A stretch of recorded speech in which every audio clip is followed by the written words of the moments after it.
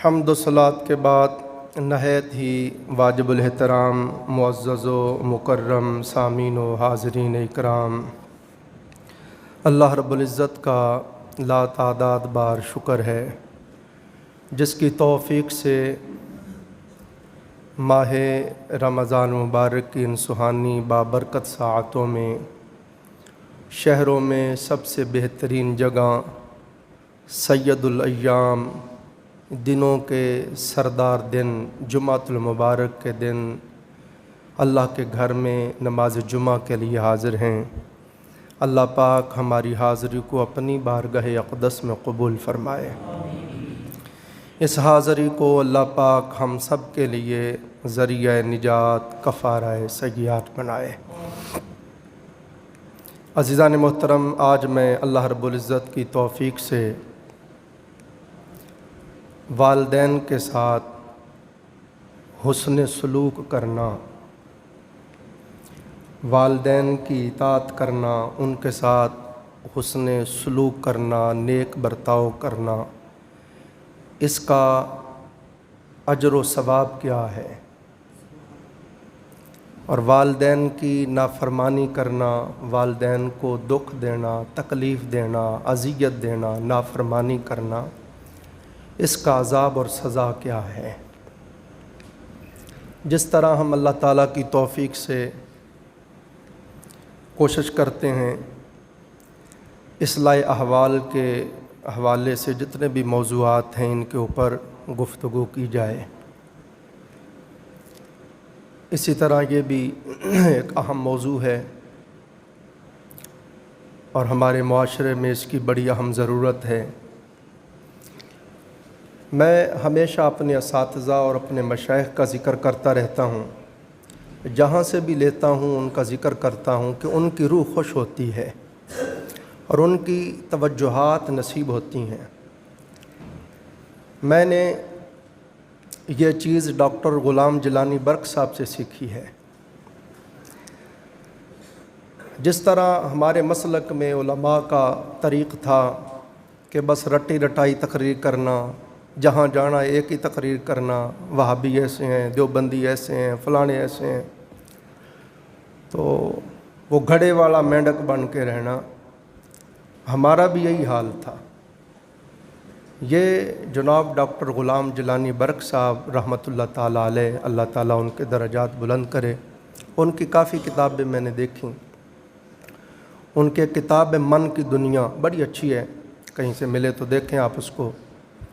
ایک ان کی کتاب دو اسلام، تو میں نے ان کو بڑا پڑھا۔ ڈاکٹر صاحب نے ایک بڑی اچھی بات کہی، یہ کم از کم 20-25 سال پہلے کی بات ہے جب میں نے ان کو پڑھا، اور یہ بات میرے دل میں اتر گئی اور میں پھر اس ڈگر کے اوپر چل پڑا۔ اس پہ پھر میں نے محنت کی، اللہ رب العزت نے مجھے پھر علم بھی عطا کیا، میرے سینے کو بھی کھول دیا، مجھے بھاگ لگا دیا اللہ نے۔ تو میں کہہ رہا ہوں ڈاکٹر غلام جیلانی برق صاحب، ان کی روح خوش ہو گئی۔ وہ صوفی آدمی تھے، درویش بندے تھے، بڑے اللہ والے تھے وہ۔ تو ڈاکٹر صاحب کہتے ہیں کہ علماء کے اوپر مجھے افسوس ہوتا ہے، کوئی محفل ہو، کوئی کل خوانی ہو، 40ویں کی محفل ہو، میلاد کی محفل ہو، عرس کی محفل ہو، جہاں بھی کوئی محفل ہو، تو ان کو اور کوئی بات ہی نہیں آتی۔ وہابی ایسے ہیں، دیوبندی ایسے ہیں، شیعہ ایسے ہیں، فلانا کافر ہے، فلانا کافر ہے۔ تو فرمانے لگے اللہ کے بندو، آپ کو بہت ہی غصہ آتا ہے تو آپ شرابیوں کے خلاف نکالو، زانیوں کے خلاف نکالو، سود خوروں کے خلاف نکالو، بے نمازیوں کے خلاف نکالو، ہزاروں موضوعات ہیں، تمہیں اور کوئی بات ہی کوئی نہیں آتی۔ بس یہ جو بات تھی نا، رات کا وقت تھا، تنہائی تھی، تو میرے دل میں اتر گئی۔ تو پھر میں نے وہ جو کچھ بھی تھا ذہن میں سیکھا تھا سب ختم کر دیا، اور میں نے سلوک اور تصوف کی کتابوں کو اپنا امام بنا لیا۔ حجت الاسلام امام غزالی رحمۃ اللہ علیہ سے مجھے بہت فیض نصیب ہوا، ان کی کتابوں کو میں نے بہت پڑھا۔ ان کی کتاب مکاشفۃ القلوب میری محبوب کتاب ہے، میں نے 3 مرتبہ پوری کتاب یہاں درسوں میں پڑھائی ہے، اور ہمارے پاس موبائل کے اندر ریکارڈنگ موجود ہے، پوری کتاب میں نے ریکارڈ کروائی ہے۔ یہ فرحان بھائی بیٹھے ہیں، ان سے پوچھیں، ان کے پاس موجود ہے۔ تو میں پھر اس پہ لگ گیا، امام غزالی کی کیمیائے سعادت ساری پڑھی، اس کو پڑھایا، احیاء علوم الدین کو بہت پڑھا، حضور داتا صاحب سرکار کی کشف المحجوب کو بہت پڑھا، حضور سیدنا غوث پاک سرکار کی فیوض غوث یزدانی کو بہت پڑھا، تنبیہ الغافلین امام ابو اللیث سمرقندی رحمۃ اللہ علیہ کو بہت پڑھا۔ تو یہ وہ ہستیاں ہیں جو بندے کو بندہ بناتی ہیں، جن کی تعلیمات سے بندے کا اندر بدلتا ہے۔ حضور علیہ السلام نے بھی یہی فرمایا، بندے کے سارے جسم میں گوشت کا ایک لوتھڑا ہے، اگر وہ صحیح ہو جائے تو سارا بندہ ہی صحیح ہو جاتا ہے، اگر وہ صحیح نہ ہو، غلط ہو جائے، خراب ہو جائے، سارا بندہ ہی خراب ہو جاتا ہے۔ یا رسول اللہ وہ کیا ہے صلی اللہ علیہ وسلم؟ آپ نے فرمایا وہ دل ہے، وہ دل ہے۔ جس کا دل ٹھیک ہو جائے اس کا سارا جسم ہی ٹھیک ہو جاتا ہے، کیونکہ دل بادشاہ ہے، جسم ایک سلطنت ہے، اور یہ ہاتھ پاؤں آنکھیں پاؤں یہ سب اس کے کارندے ہیں، دل بادشاہ ہے۔ اگر دل مولا کا ہو گیا ہے تو یہ ساری سلطنت ہی مولا کی ہو گئی، اگر دل شیطان کا ہو گیا ہے تو یہ پھر ساری سلطنت ہی شیطان کی ہو گئی۔ تو مجھے وہاں سے یہ چیز نصیب ہوئی، تو میں ہمیشہ اصلاح احوال کے موضوعات کو چنتا ہوں، اس کے اوپر کوشش کرتا ہوں۔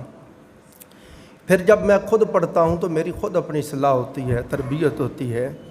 پھر جب نئے نئے موضوعات کے اوپر محنت کرتے ہیں، پھر علم بڑھتا چلا جاتا ہے، شرح صدر نصیب ہوتی ہے، علم کے اندر ترقی نصیب ہوتی ہے۔ تو عزیزان محترم، آج کا ہمارا موضوع ہے والدین کے ساتھ حسن سلوک کرنا۔ وقت بہت مختصر ہے، کافی چیزیں عرض کرنی ہیں۔ یہ دیکھیں کہ اللہ رب العزت نے اپنی عبادت کے بعد فرمایا میرے علاوہ کسی اور کی عبادت نہیں کرنی، اللہ کے علاوہ کسی اور کی عبادت نہیں کرنی۔ اپنی عبادت کے مان بعد جو ہمیں حکم دیا وہ یہ ہے، فرمایا میرے سوا کسی کی عبادت نہ کرنا، اور اس کے بعد ذمہ یہ کام لگا رہا ہوں والدین کے ساتھ حسن سلوک کرنا۔ آپ دیکھ لو یہاں پہ اور کوئی بات نہیں کہی۔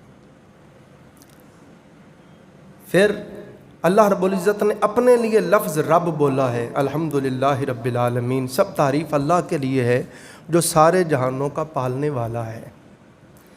آپ حیران ہوں گے، اللہ پاک نے والدین کے لیے بھی رب کا ہی لفظ بولا ہے،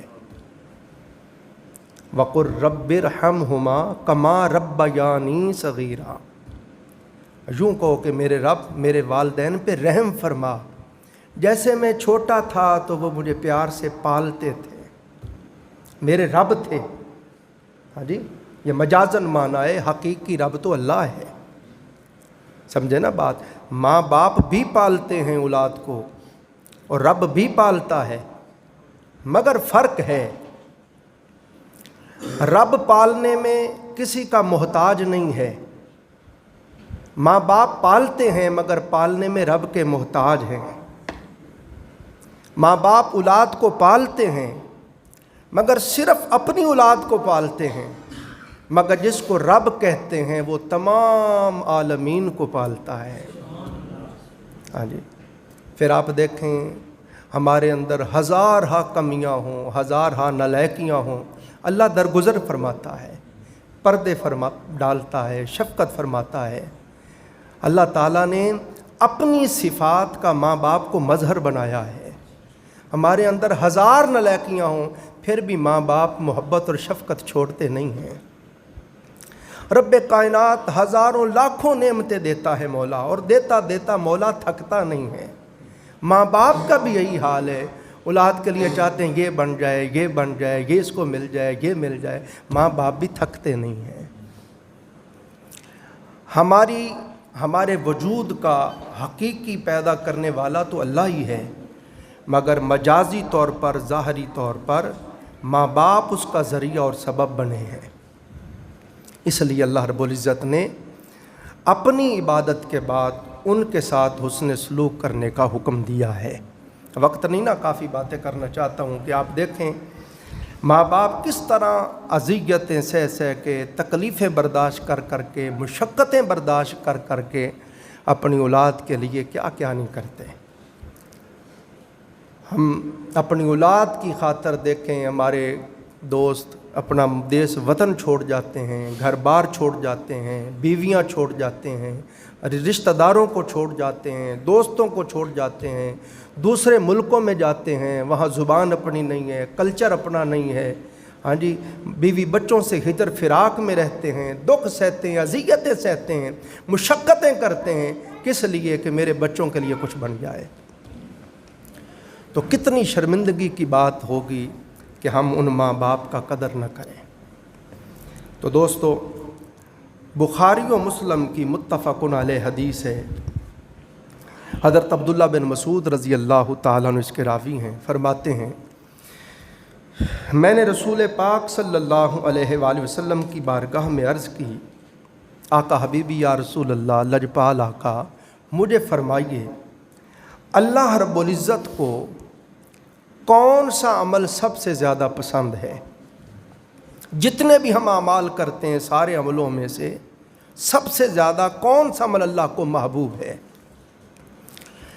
وہی بات جو پہلے فرمائی. فرمایا نماز کو نماز کے وقت پر پڑھنا, نماز کو نماز کے وقت پر پڑھنا, یہ اللہ کی عبادت کرنا. آقا اس کے بعد اللہ تعالیٰ کو سب سے زیادہ کون سی شے محبوب ہے, کون سا عمل پسند ہے؟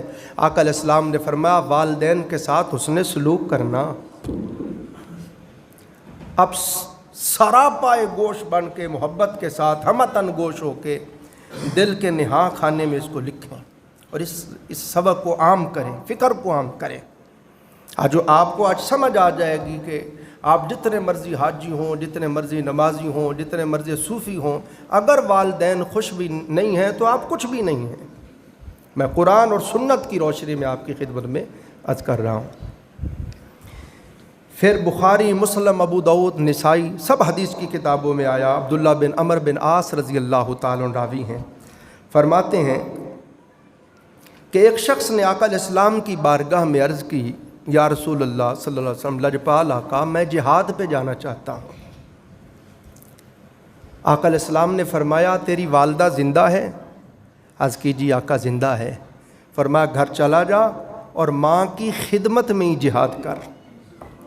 تیرا یہی جہاد ہے کہ تو اپنی والدہ کی خدمت کر. دیکھو کتنی بڑی بات میرے آقا نے فرمائی. پھر حدیث پاک میں آتا ہے, ابن ماجہ میں, نسائی میں, حاکم میں, سب حدیث کی کتابوں میں آیا.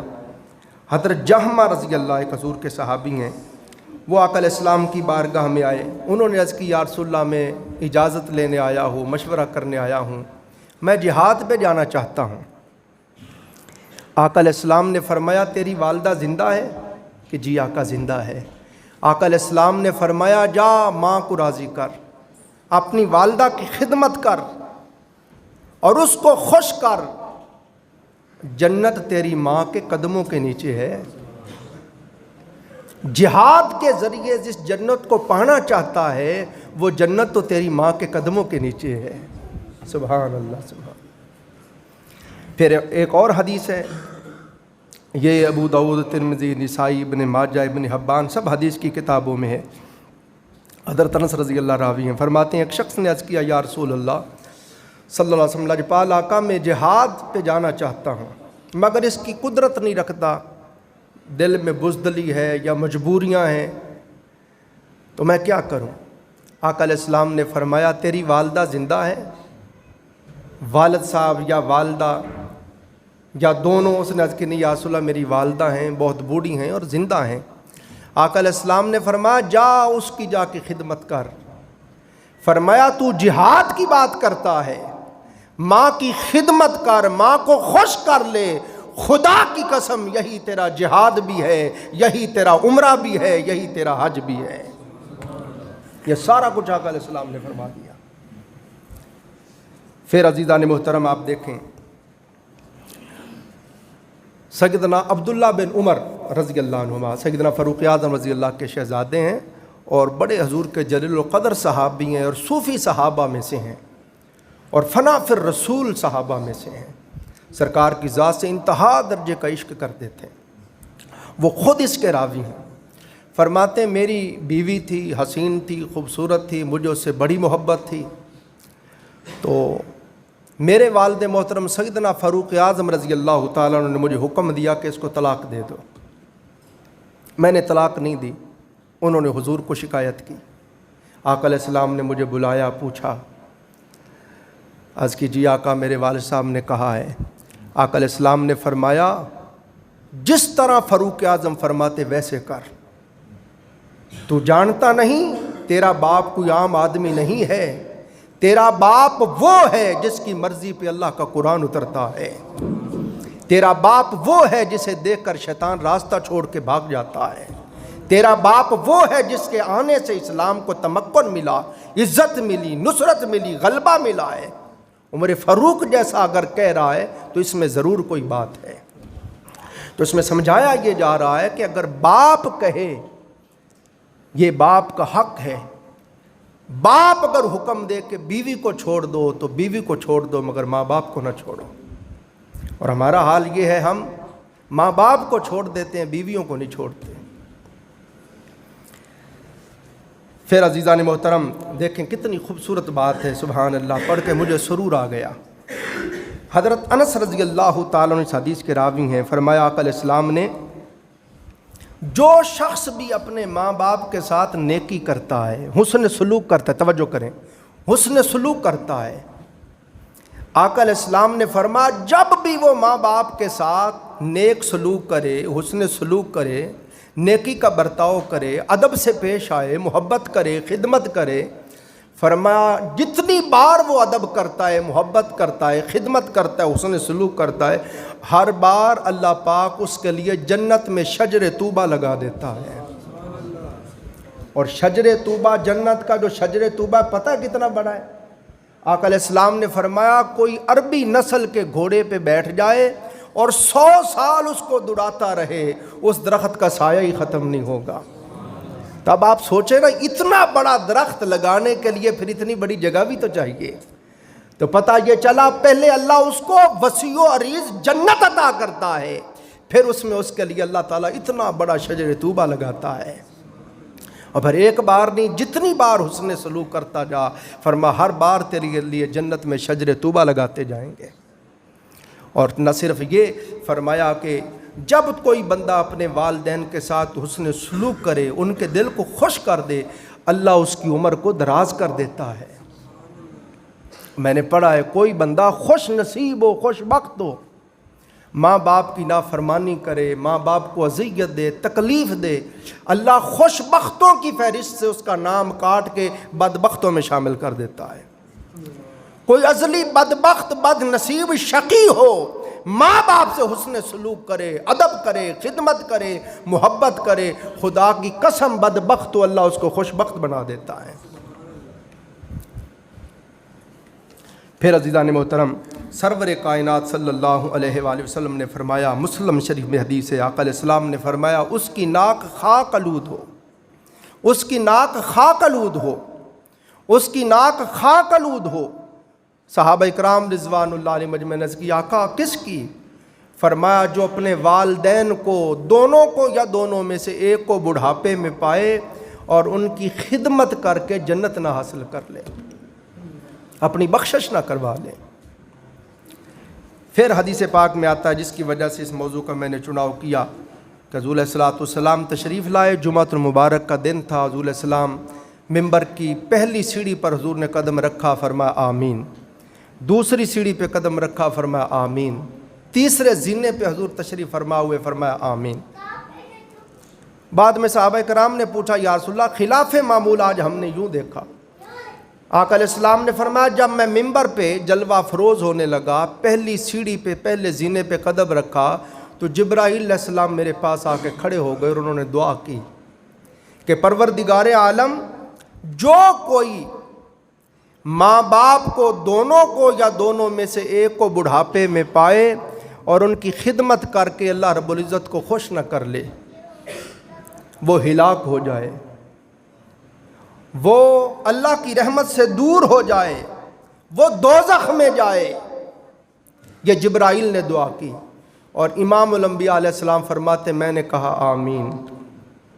جب دوسرے زینے پہ قدم رکھا تو جبرائیل علیہ السلام نے دعا کی کہ پروردگار عالم، جو بندہ ماہ رمضان مبارک کو پائے اور اس مبارک رحمتوں بخششوں والے مہینے میں بھی اپنی بخشش نہ کروا سکے، وہ بھی ہلاک ہو جائے، تباہ ہو جائے، برباد ہو جائے، دوزخ میں جائے، اللہ کی رحمت سے دور ہو جائے۔ تو میں نے کہا آمین۔ جب تیسرے زینے پہ میں تشریف فرما ہوا تو جبرائیل نے دعا کی، باری تعالیٰ جس بندے کے سامنے تیرے محبوب کا نام نامی اس میں گرامی لیا جائے اور وہ ان پر درود و سلام نہ پڑے، وہ بھی ہلاک ہو جائے صلی اللہ علیہ وآلہ وسلم، دوزخ میں جائے، رحمت سے دور ہو جائے۔ میں نے کہا آمین۔ اب دیکھیں نا، جبرائیل علیہ السلام دعا کر رہے ہوں اور حضور آمین فرما رہے ہوں، تو دعا قبول ہوئی کہ نہ ہوئی؟ تو بس آپ غور کر لیں، جو بندہ والدین کا بے ادب ہے، نافرمان ہے، اس کا ٹھکانہ کہاں ہے؟ وہ اللہ کی رحمت سے دور ہے، وہ ہلاک ہو گیا ہے، وہ تباہ و برباد ہو گیا، اس کا ٹھکانہ دوزخ ہے۔ بہت خوبصورت حدیث ہے، امام بخاری رحمۃ اللہ علیہ اپنی سند سے اس کو لائے ہیں، بخاری شریف میں، مسلم میں، ابن حبان میں، سب حدیث کی کتابوں میں آئی ہے۔ اور یہ اس حدیث کے راوی خود آقا علیہ السلام ہے اور بنی اسرائیل کے لوگوں کا یہ واقعہ ہے۔ آقا علیہ السلام نے فرمایا کہ 3 آدمی سفر پر جا رہے تھے، راستے میں انتہا درجے کا طوفان آ گیا، آندھی آ گئی، بارش آ گئی، تو ان کو چھپنے کے لیے کوئی جگہ نہ ملی، تو انہوں نے دیکھا کہ ایک پہاڑ کے اندر غار ہے، تو وہ غار کے اندر جا کے چھپ گئے، وہاں انہوں نے پناہ لی۔ تو آقا علیہ السلام فرماتے ہیں جب وہ غار کے اندر تھے، اوپر سے ایک بہت بھاری پتھر لڑکھتا ہوا آیا اور آ کر اس غار کے دہانے کے آگے فٹ ہو گیا، اس غار کا منہ بالکل بند ہو گیا۔ آقا علیہ السلام فرماتے ہیں جب غار کا منہ بند ہو گیا، ان تینوں نے مل کر بڑا زور لگایا، بڑے جتن کیے، بڑی کوشش کی کہ یہ پتھر ہٹ جائے، مگر پتھر بہت بھاری تھا، وہ نہ ہٹا۔ تو انہوں نے آپس میں باہم مشورہ کر کے کہا، بھائیو، زندگی میں اگر کوئی نیکی کی ہے تو آج اس نیکی کو یاد کرو اور اس نیکی کے وسیلے سے اللہ کے حضور دعا کرو، شاید اس مصیبت سے ہمیں نجات ملے۔ تو آقا علیہ السلام فرماتے ہیں سب سے پہلے ایک شخص بولا، اس نے کہا، پروردگار عالم، میرے گھر میں کام ہو رہا تھا، مستری مزدور کام کر رہے تھے، سارا دن کام کرتے رہے، شام جب مزدوری کا وقت آیا تو ایک مزدور بغیر مزدوری لیے چلا گیا، میں نے بہت ڈھونڈا، بہت تلاش کیا، نہ ملا، تو باری تعالیٰ میں نے اس کے کئی دن انتظار کرتا رہا، نہیں ملا، تو میں نے اس کے پیسوں کا بکری کا ایک چھوٹا سا بچہ لے کے چھوڑ دیا، چھوٹی سی بکری لے کے چھوڑ دی، اور تیرے ساتھ عہد کیا پروردگار عالم، جب تک وہ نہیں آتا یہ جتنی بھی بکریاں ہو جائیں اس کی ہوں گی، یا اللہ تو جانتا ہے، میں اس کو پالتا رہا، پوستا رہا، وہ بڑھتی گئیں حتیٰ کہ ریوڑ بن گیا، سینکڑوں بکریاں ہو گئیں، اور کافی مدت کے بعد وہ آ گیا اور آ کے کہنے لگا، بھائی ایک دن میں نے تیرے گھر کام کیا تھا، مزدوری نہیں لی تھی، میری مزدوری دو۔ تو میں نے کہا، بھائی یہ ساری بکریاں تیری ہیں، لے جا۔ کہا تو میرے ساتھ مذاق کرتا ہوں؟ تیرے ساتھ مذاق نہیں کرتا، میں نے اپنے مولا سے عہد کیا تھا، اے میرے اللہ، میں نے یہ نیکی تیرے لیے کی تھی، اگر یہ نیکی تیرے لیے تھی اور تو جانتا ہے کہ تیرے لیے تھی، اے خلاق عالم، اس نیکی کو تیرے دربار میں بطور وسیلہ پیش کرتا ہوں، اس کے صدقے اس مصیبت سے نجات عطا فرما۔ آقا علیہ السلام نے فرمایا اللہ کی رحمت اور قدرت سے پتھر ہٹ گیا، مگر اتنا ہٹا کہ وہ نکل نہیں سکتے تھے، روشنی آنے لگی، ہوا آنے لگی۔ پھر دوسرا بندہ کھڑا ہوا، اس نے کہا، پروردگار عالم، تو جانتا ہے مجھے اپنے چچا کی بیٹی سے بڑی محبت تھی، میں اس پہ دل و جان سے فریفتہ تھا، وہ نفرت کرتی تھی، عداوت رکھتی تھی، ان پر غربت آ گئی، افلاس آ گیا، انتہا درجے کی غربت، فاقے تھے، وہ جو نفرت کرتی تھی اس نے خود مجھے بلایا، اے رب ذوالجلال، کوئی دیکھنے والا نہ تھا، کوئی روکنے ٹوکنے والا نہ تھا، میں دل جان سے اس سے محبت کرتا تھا، وہ خود دعوت گناہ دے رہی تھی، مگر میرے مولا عین اس وقت تیری بارگاہ کی پیشی کا ڈر آ گیا۔ فرما وَلِمَنْ خَافَ مَقَامَ رَبِّهِ جنتان، جو اللہ کی بارگاہ میں کھڑے ہونے سے ڈرا اس کے لیے 2 جنتیں ہیں۔ اے رب ذوالجلال، وہ خود دعوت گناہ دے رہی تھی مگر میں قیامت کی پیشی سے ڈر گیا، میں نے کہا ہٹ پیچھے، اور میں نے تیرے ڈر سے گناہ نہیں کیا، حالانکہ دل جان سے اس سے محبت کرتا تھا۔ اے میرے اللہ، یہ میں نے نیکی تیری رضا کے لیے کی، تیری ذات سے ڈر کے کی۔ باری تعالیٰ اگر یہ نیکی تیرے لیے تھی اور تو جانتا ہے کہ تیرے لیے تھی، اس کو وسیلہ بنا کے کہتا ہوں اس مصیبت سے نجات عطا فرما، تو پتھر اور ہٹ گیا، مگر اب بھی وہ نکل نہیں سکتے تھے۔ پھر تیسرے نے کہا یا اللہ تو جانتا ہے میں بکریاں چراتا ہوں، بکریوں کا چرواہا ہوں، دن بھر بکریاں چراتا ہوں، شام کو جب گھر لے جاتا ہوں دودھ دوہتا ہوں تو سب سے پہلے میں اپنے بوڑھے ماں باپ کو دودھ پلاتا ہوں۔ باری تعالیٰ میرے بچے جتنے مرضی بھوک سے بلک رہے ہوں، بیوی جتنا، میں کسی کی طرف اس وقت تک ملتفت ہی نہیں ہوتا جب تک بوڑھی ماں اور بوڑھے باپ کو نہ پلا لوں۔ ایک دن میں آیا، مجھے آنے میں تاخیر ہو گئی تو میری والدہ اور والد صاحب انتظار کر کے سو گئے تھے۔ یا اللہ، میں دودھ پیالے میں لے کے ان کے سرہانے کھڑا رہا، اٹھایا نہیں کہ نیند خراب ہو جائے گی، اور سویا نہیں کہ ان کو بھوک لگی ہوئی ہے۔ اے رب ذوالجلال، میں پوری رات دودھ لے کے سرہانے کھڑا رہا۔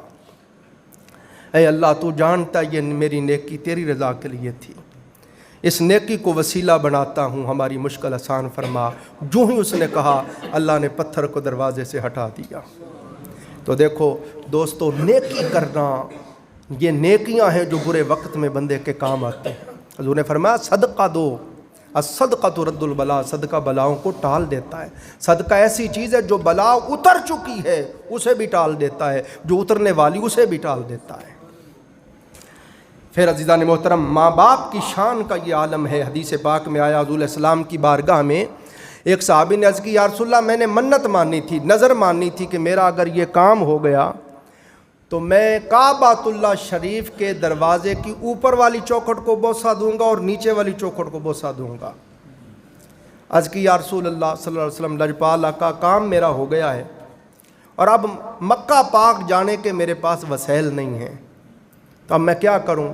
آقا علیہ السلام، میں کیوں پریشان ہے، گھر چلا جا، اپنے باپ کی پیشانی کو بوسہ دے دے، ایسے ہی ہے جیسے تو نے کعبۃ اللہ کے دروازے کی اوپر والی چوکھٹ کو چوم لیا ہے۔ اپنی والدہ کے پاؤں کو بوسہ دے دے، ایسے ہی ہے جیسے تو نے کعبۃ اللہ کے دروازے کی نیچے والی چوکھٹ کو بوسہ دے دیا ہے۔ اب اندازہ کرے کتنی بڑی شان ہے ماں باپ کی۔ یہیں پہ نہیں آقا علیہ السلام نے فرمایا جو بندہ، اب دیکھیں نا، آپ سب سمجھتے ہیں آپ نے حج کرنا ہو تو آپ سب سے پہلے آپ کے پاس کوئی 8-10 لاکھ روپیہ ہو، پھر آپ اپنا وطن دیش چھوڑتے ہیں، گھر بار چھوڑتے ہیں، کاروبار چھوڑتے ہیں، سفر کی صحبتیں برداشت کرتے ہیں، پھر آپ مناسک حج ادا کرتے ہیں، پھر وہاں کی تکلیفیں سہتے ہیں۔ یہ سارا کچھ کر کے آپ حتمی طور پہ نہیں کہہ سکتے کہ میرا حج قبول ہو گیا۔ کوئی کہہ سکتا ہے؟ نہیں کہہ سکتا۔ حج کر کے بھی نہیں کہہ سکتے قبول ہوا کہ اللہ جانتا ہے۔ مگر فرمایا کوئی بندہ ایک بار پیار سے والدین کی زیارت کرے، دونوں یا ایک کی، فرمایا اس کو قبول حج کا ثواب ملتا ہے، حج مبرور کا ثواب ملتا ہے۔ استاد علامہ غلام حسینی صاحب اپنی سند سے حدیث لائے ہیں، شرح صحیح مسلم میں فرماتے ہیں کہ صرف ظاہری حیات میں ہی زیارت کرنے سے حج کا ثواب نہیں ملتا، فرماتے ہیں ان کی وفات کے بعد ان کی قبر کی زیارت کرے پھر بھی قبول حج کا ثواب ملتا ہے۔ اب اندازہ کرے کتنی بڑی ہے۔ میں اس لیے زور دیتا ہوں بار بار، جو لوگ جعلی پیروں کے پیچھے بھاگتے ہیں نا، میں ان کو کہتا ہوں خدا کی قسم والدین سے بڑا کوئی پیر نہیں ہے۔ دیکھو میں کتنی حدیثیں پڑھ کے سنا رہا ہوں، کوئی پیر میرے سامنے کھڑا ہو کے کسی جعلی پیر کی شان میں اتنی حدیثیں سنائے جتنی میں قرآن پاک اور حدیث سے ماں باپ کی شان کی باتیں سنا رہا ہوں۔ کتنی حدیث پڑھ پڑھ کے آپ کو سنا رہا ہوں، اور بلکہ میری تحقیق ہے اس پر خدا کی قسم، آپ کے والدین خوش نہیں ہیں، آپ جتنی مرضی عبادتیں کریں، جتنی مرضی چلے کریں، ریاضتیں کریں، جگرتیں کریں، مخالفت نفس کریں، اللہ اللہ کریں، آپ کچھ بھی نہیں بن سکتے۔ میں نہیں کہہ رہا، حضرت باقی بستامی سلطان الاولیاء، سلطان الفقراء باقی بستامی رحمۃ اللہ علیہ کی زندگی کو پڑھیں۔ حضرت باقی بستامی رحمۃ اللہ علیہ فرماتے ہیں میں 30 سال تک عبادتیں کرتا رہا، 30 سال تک میں نے فرماتے ہیں انتھک محنت کی، ریاضتیں کی، عبادتیں کی، فرماتے ہیں مخالفت نفس کی، مگر فرماتے ہیں میری کوئی بات نہیں بنی۔ ماتے ایک دن میں گھر تھا، رات کے وقت میری والدہ نے آواز دی، بیٹا با یزید، جی اماں جان مجھے پیاس لگی ہے۔ فرماتے میں نے مٹکے میں جا کے دیکھا پانی نہیں تھا، میں نے مٹکا اٹھایا، دریا پہ گیا رات کے وقت، وہاں سے پانی بھر کے لایا، پھر پیالے میں ڈالا، لے کے آیا تو ماں سو گئی تھی۔ اٹھایا نہیں کہ نیند خراب ہو جائے گی، سویا نہیں کہ ماں کو پیاس لگی ہے، پوری رات فرماتے ہیں پیالہ لے کے کھڑا رہا، فجر کی اذانیں ہوئی، ماں کی آنکھ کھلی تو اس نے دیکھا بستامی پیالہ لے کے کھڑا ہے۔ ماں بیٹے تو سویا نہیں؟ جی اماں جان میں نے کہا آپ کو پیاس لگی ہے۔ فرماتے ہیں خدا کی قسم میری ماں نے مجھے اتنی دعائیں دی کہ 30 سال عبادتیں کر کے جو رب کائنات کی معرفت تلاش کرتا پھر رہا تھا، چاہتا تھا قلب و باطن پہ رب ذوالجلال کے انوار کا نزول ہو، اللہ کی معرفت نصیب ہو، اللہ کی قربت نصیب ہو، مجھے کچھ نہیں ملا تھا۔ ایک رات ماں کے لیے پانی لے کے کھڑا رہا، خدا کی قسم ماں نے دعا دی، دروازے سے باہر نکلا جو ڈھونڈتا پھر رہا تھا، خدا کی قسم وہ مل گیا مجھے۔ کہ حضرت باجدی بستامی سرکار خود فرماتے ہیں۔ اور عاشقوں کے تاجدار خواجہ خواجگان خواجہ ویس کرنی رضی اللہ کو پڑھو۔ حضور اسلام اکثر یمن کی طرف دیکھ کے حضور رو پڑتے، ٹھنڈیاں بھرتے، صحابہ پوچھتے آقا کیا بات ہے؟ حضور فرماتے یمن میں میرا ایک عاشق رہتا ہے، قربان جائیں ان کے نصیب پہ جن کو یاد کر کے حضور رو پڑے، اور فرمائے ادھر ہمارا ایک عاشق رہتا ہے، ادھر سے مجھے محبت کی خوشبو آتی ہے۔ حضرت خواجہ ویس کرنی رضی اللہ فنا فی الرسول تھے، آقا علیہ السلام کی ذات پاک سے انتہا درجے کا عشق تھا، انتہا درجے کے عابد تھے، انتہا درجے کے ظاہر تھے۔ وقت نہیں یہ چیزیں سناؤں آپ کو، مگر جس شے نے ان کو یہ رتبہ عطا کیا کہ حضور علیہ الصلوۃ والسلام نے فرمایا اے عمر اے علی یہ میرا جبہ تم رکھ لو، تمہاری ملاقات اویس سے ہوگی، اویس کو میں مصطفیٰ کا سلام کہنا اور میرا یہ جبہ دینا، اور اویس کو کہنا کہ میری امت کی بخشش کی دعا کر۔ اللہ۔ پھر حضرت سیدنا فاروق اعظم کے دور خلافت میں حج کا موقع تھا، سیدنا فاروق اعظم کھڑے ہوئے، فرمایا او یمن سے آئے ہوئے لوگوں کھڑے ہو جاؤ۔ وہ کھڑے ہو گئے، فرمایا او تمہارے ادھر کو اویس نامی شخص ہے؟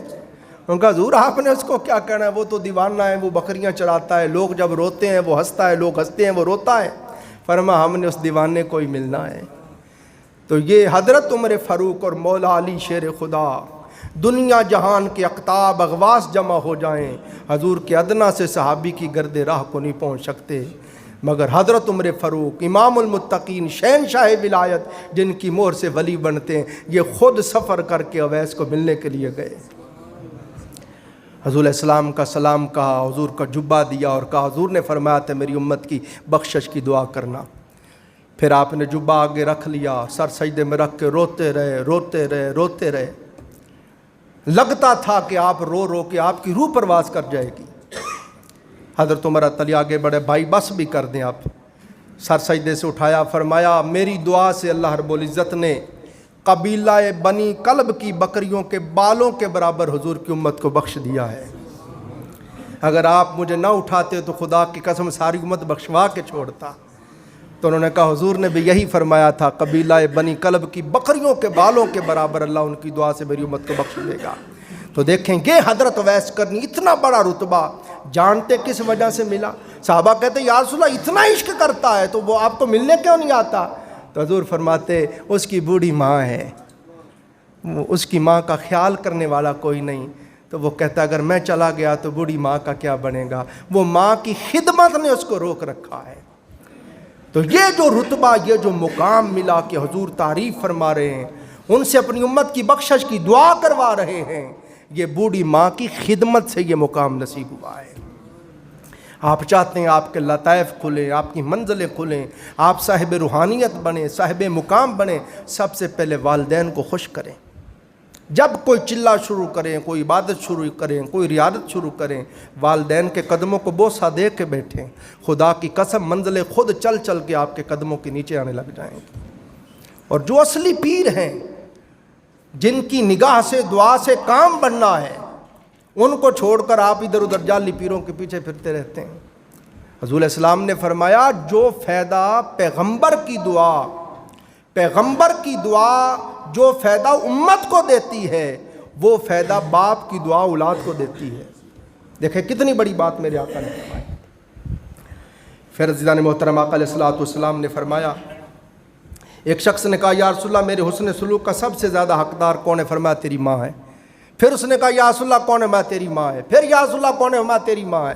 پھر پوچھا یا رسول اللہ اس کے بعد حسن سلوک کا سب سے زیادہ حقدار کون ہے؟ فرمایا تیرا باپ ہے، کیونکہ ماں تکلیفوں پہ تکلیفیں سہ کے، بوجھ اٹھا کے، اور پھر تکلیفیں سہ کے اس کو جنم دیتی ہے، پھر اس کو 2 سال تک دودھ پلاتی ہے۔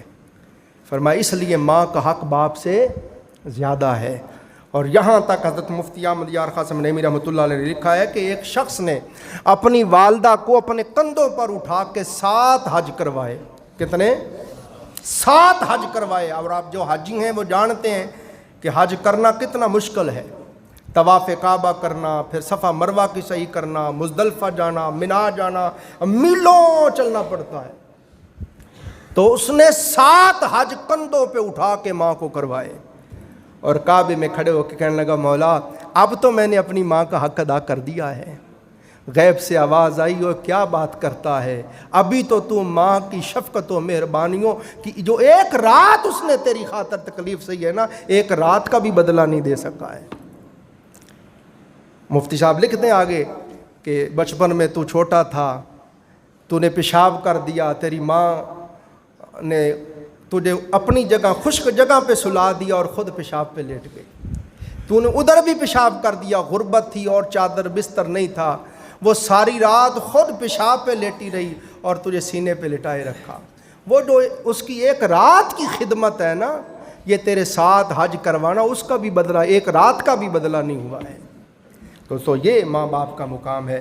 تو کافی چیزیں تھیں، یہ تو ساری چیزیں وہ بیان کی گئی ہیں جن سے والدین کے ساتھ حسن سلوک کرنے سے بندے کو اجر ملتا۔ صاحب ایک حدیث پڑھ رہا ہوں، جو نافرمانی کرتے ہیں۔ ایک شخص نے کہا یا رسول اللہ صلی اللہ علیہ وسلم میں گواہی دیتا ہوں اللہ کے سوا کوئی معبود نہیں، اور آپ صلی اللہ علیہ وسلم اللہ کے رسول ہیں، اور اس کے بعد یا رسول اللہ میں 5 وقتہ نماز پڑھتا ہوں، رمضان آ جائے تو روزے رکھتا ہوں، سال بعد اپنے مال کی پوری زکوٰۃ دیتا ہوں، اب آپ میرے لیے کیا فرماتے ہیں؟